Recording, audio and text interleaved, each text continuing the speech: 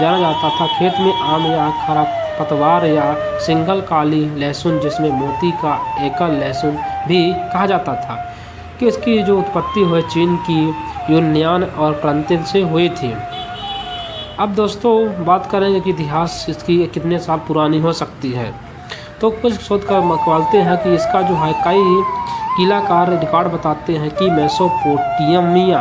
Mesopotamia में कम से कम 4000 वर्ष से लहसुन की खेती की जा रही थी। ये चीन और मिस्र में भी लहसुन का उपयोग हजारों साल पहले से होता था। अच्छी तरह से संक्षिप्त है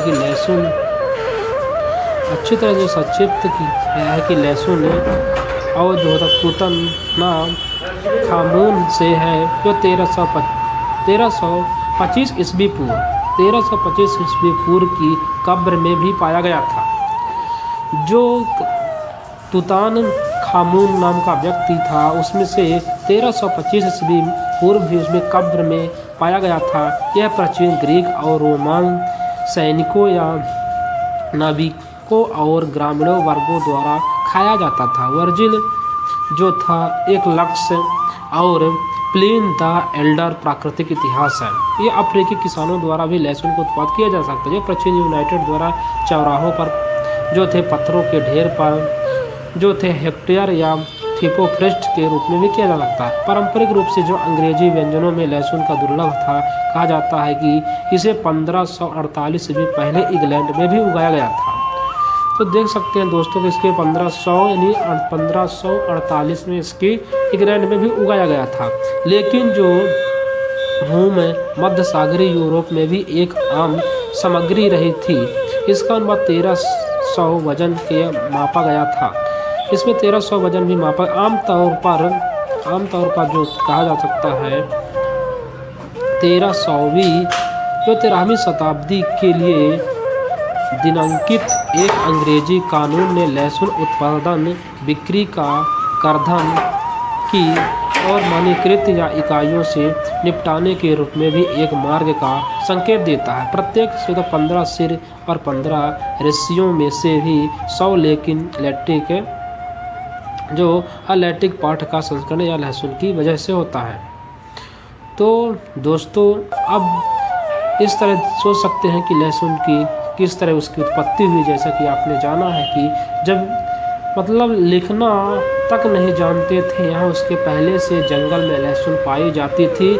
सिर्फ इसकी वैज्ञानिक या शोधकर्ताओं ने इसका खोज किया और बाकी ये ढोंगी बाबाओं ने कुछ भी बोलते रहते हैं कि राहु केतु के नाम से एक नाटक रच लिया कि जिससे इनके जो साधु महात्मा थे इसका सेवन ना करेंगे। इसका सेवन करेंगे तो इनमें उत्तेजना उत्पन्न होगी तो ये स्त्रियों के प्रति आकर्षित होंगे।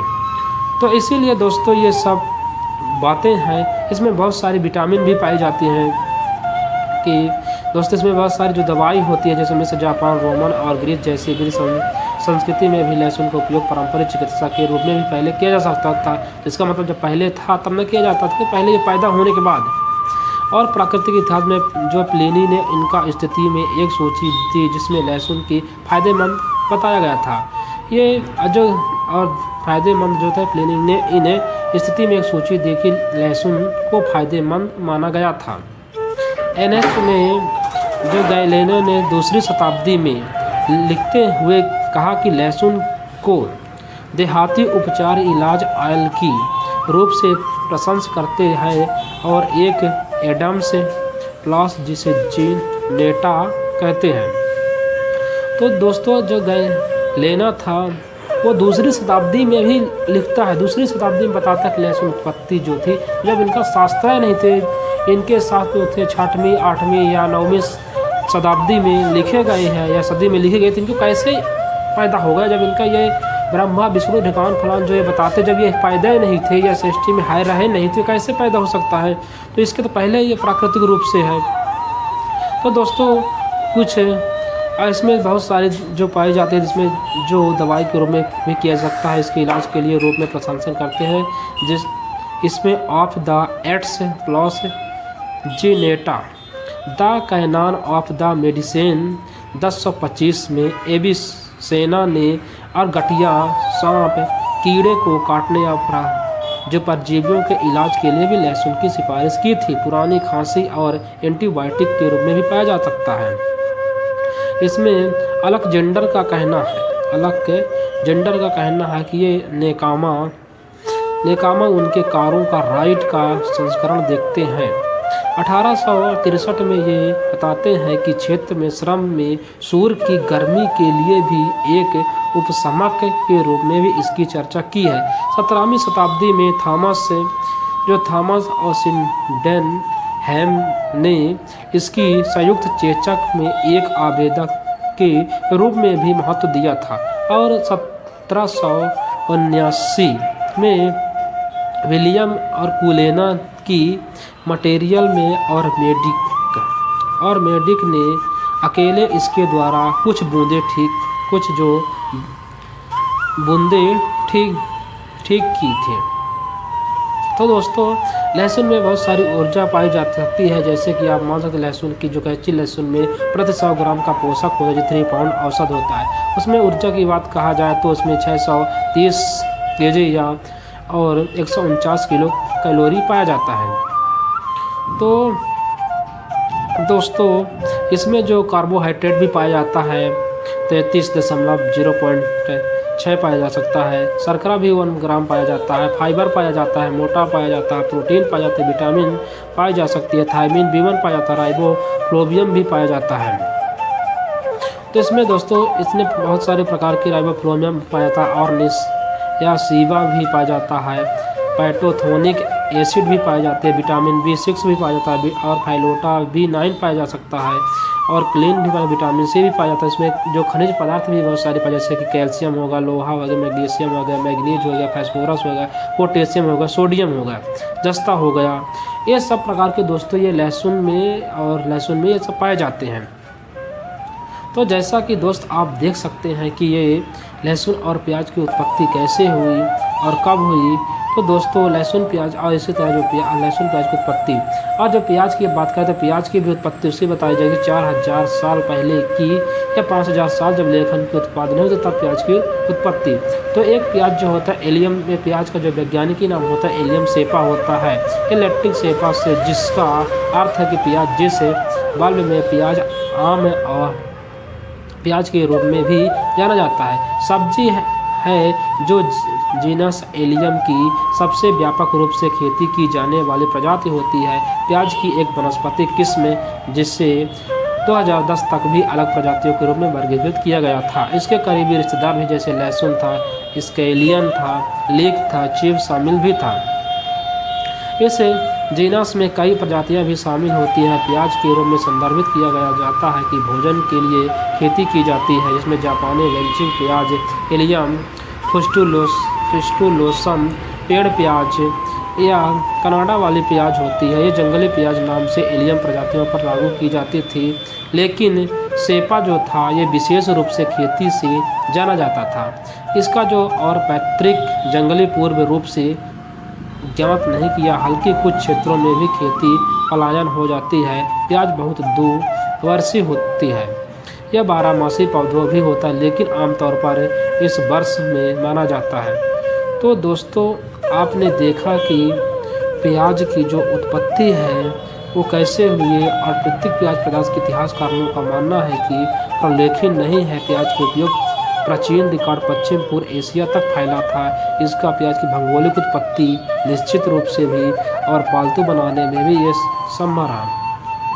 तो दोस्तों इसमें कुछ शोधकर्ताओं का भी मानना है कि जो प्याज की उत्पत्ति के बारे में चीन में कांस्य के युग की बस्तियों में बरमादा प्याज में के निशान बताते हैं कि 5000 साल ईस्वी पूर्व तक प्याज का उपयोग केवल उनके स्वाद के लिए किया जाता था, बल्कि भंडारण या परिवहन में बल्ब के स्थितित्व के लिए भी किया जाता था। प्राचीन मिस्र के लोग भी बल्ब के समान करते थे, गोलाकार आकार का सेकेंडरी या छल्ले के अंत में जीवन के प्रतीक रूप से देखते हैं और मिस्र के अंतरिक्ष और प्याज का इस्तेमाल किया जाता है।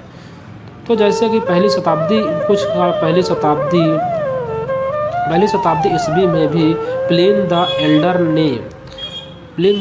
ने पोम्पेई में भी प्याज और गोभी का उपयोग के बारे में भी लिखा था और उन्हें प्याज की आंखों की बीमारियां में सुधार करने की नींद में सहायता और मुंह के घावों को दांतों के अंदर से लेकर कुत्ते की काटने या बोगों और यहाँ तक कि पेचिशों तक भी सब कुछ ठीक करने की क्षमता के बारे में रोमान मान्यताओं का यह दस्तावेजीकरण किया गया था।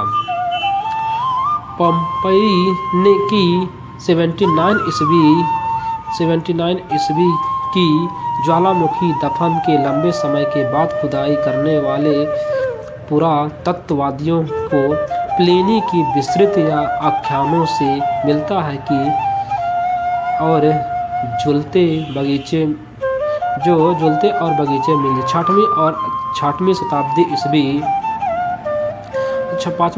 शताब्दी ईस्वी में एपिकियास कहा जाता है कि वो पिंटू कहा जाता था। ये आधिकारिक और तत्वाधान एकत्र किए गए और ग्रंथों के अनुसार कई रोमान व्यंजनों में प्याज का उपयोग किया गया था। तो दोस्तों ये डिस्कवरी के रूप में भी पहले यूरोपियन और बसने वाले द्वारा प्याज की भी उत्तरी अमेरिका में किया गया था। तो दोस्तों आप देख सकते हैं कि प्याज जो था पहली शताब्दी में इसे जो प्लिनी द एल्डर ने पोम्पई में यह प्याज और गोभी का उपयोग बताया था।